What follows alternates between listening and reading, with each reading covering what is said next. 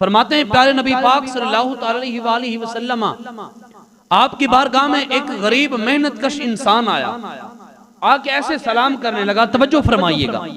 تو پیارے نبی پاک صلی اللہ علیہ وسلم آپ سے جیسے اس نے سلام کیا نا، پیارے نبی نے اس کے ہاتھوں کو تھام لیا۔ اس مزدور شخص کی عظمت کو سلام جس کے ہاتھوں کو پیارے نبی نے تھاما۔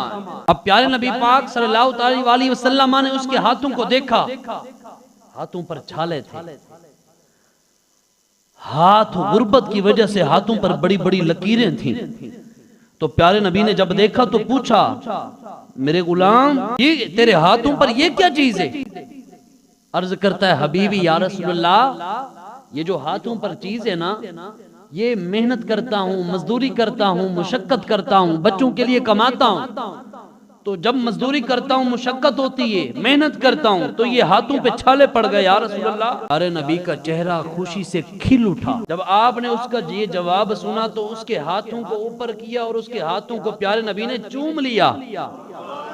اس شخص کی عظمت کو سلام نہیں۔